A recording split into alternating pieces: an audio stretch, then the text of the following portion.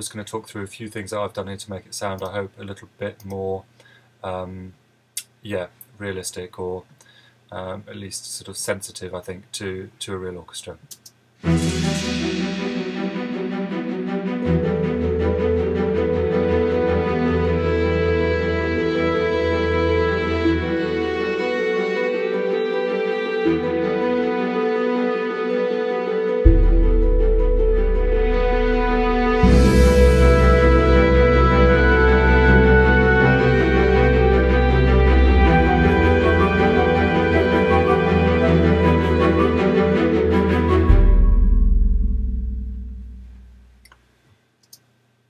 Okay, I mean, I don't work in Garageband, but I think it's quite useful to do this tutorial in Garageband, because obviously a lot of people have got hold of this particular software, and the workflow in a way is quite similar to what I would do in Logic, and because this isn't overly complicated, it actually it helps me make my points even more clearly in a way, because there are just fewer things we can do and tweak as we could in Logic. So, few things to say. It goes without saying that you should pan your instruments. So if you don't know what that means, find a tutorial on panning. But you've got to get as close as you can to separating the sound out in the kind of stereo scope to mimic a real orchestra, and that would be from the audience point of view, obviously. So yeah, enough said, I think. Make sure that two instruments don't occupy the same place, because they don't really do that in a real orchestra. They could, from a panning point of view, if that has to happen, then you would hopefully try and address the relative position to the audience with the reverb and place one instrument behind another.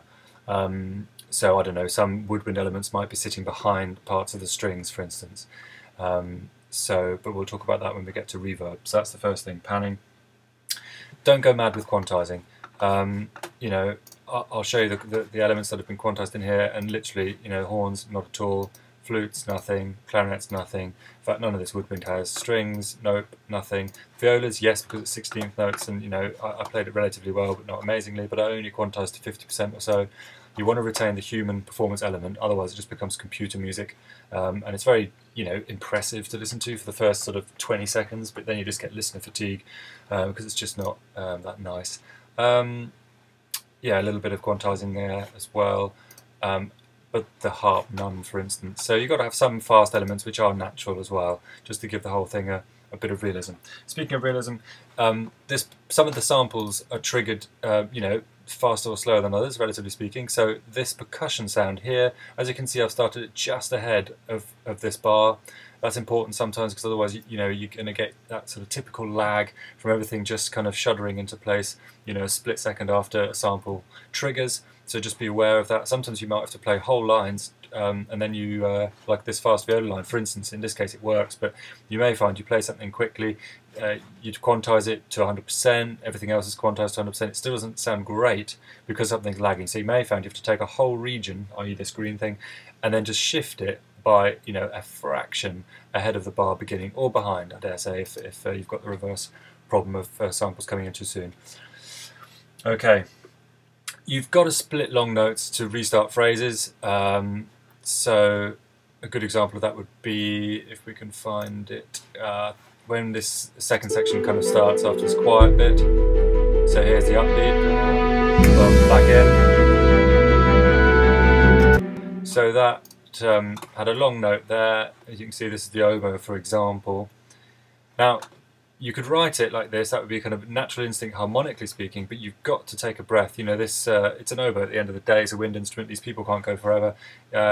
Again, if you can write your digital music, staying close to what real performers would kind of have to deal with in the real world, that again is going to just help in terms of that realism. Yes, so another thing about, let's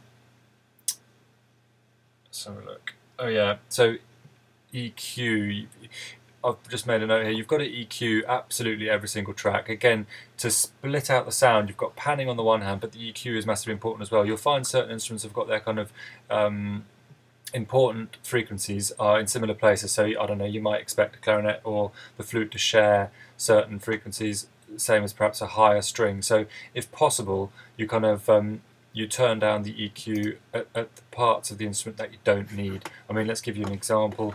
If we have a look at the flute, see if I've given it an EQ.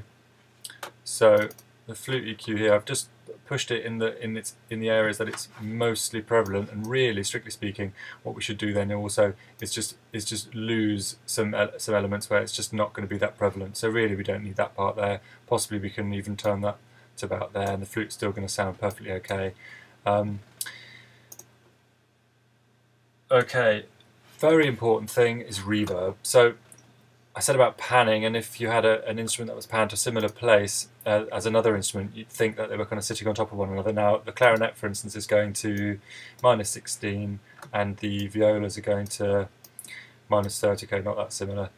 But the point is, if they were, what you would try and do now is with the track reverb, you would try and kind of differentiate the instruments. So let's start at the top. The percussion is right at the back of the orchestra. So I've given that a long reverb time, 57. Again, when I say long, I've not gone all the way to the top. You're going to absolutely, just flood the thing, and it's going to sound like mush.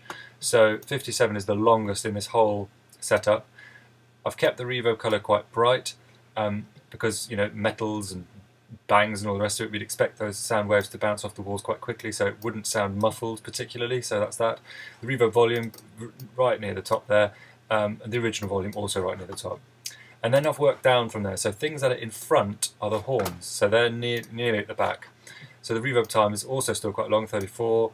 You can look at these settings, just pause the video if you need to. Now, woodwinds. So let's have a look at the clarinet. Less so, okay, still fairly bright, less volume though on that as well. And then we get into the strings, which are obviously quite hideous, being just kind of Garageband, prefab factory things. So the reverb colour, you might want to turn down a bit more on those. I think I've done that on one of these. So the reverb colour here on the second strings I've put down to -11.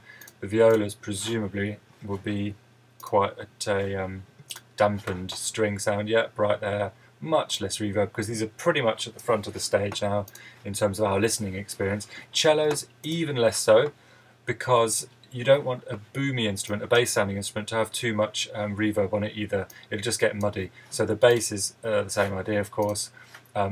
Shortest reverb there, 10, quite dampened, not much volume on it, and that sets out 4 distinct zones. You could have 4, literally write the numbers down and have 4 zones: front, left, front, right, back left, back right, and then allocate your instruments accordingly.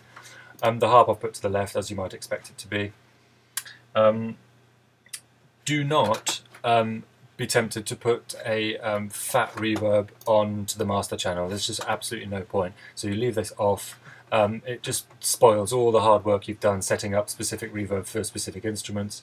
The volume, as you can imagine, because we haven't got any other kind of MIDI controllers for Garageband, or we can't kind of dynamically play these instruments brilliantly, we have to try and get expression into this thing with volume automation and getting down and dirty with the velocity. So looking at, say, the violin part, let's have a look. We've got, say, an upbeat here, so we've gone crescendoed up here for the new note up there, so we'd expect this one to be, what's that, 38. Oh, I've gone quiet. Okay, interesting. Not best example, perhaps. You might expect this one to be even stronger. Because I've crescendoed, I've then been happy to go for a soft beginning for phrase number 2. But yeah, get in there. Literally, note for note, change the velocities. Another thing to say, super important. Again, I've seen a lot of people being tempted by the loop function. You go to an area and loop it out for ease of working. Don't do it. Just copy these sections, because you do not want that lack of variation. You want to get in there, especially with fast stuff like these violas.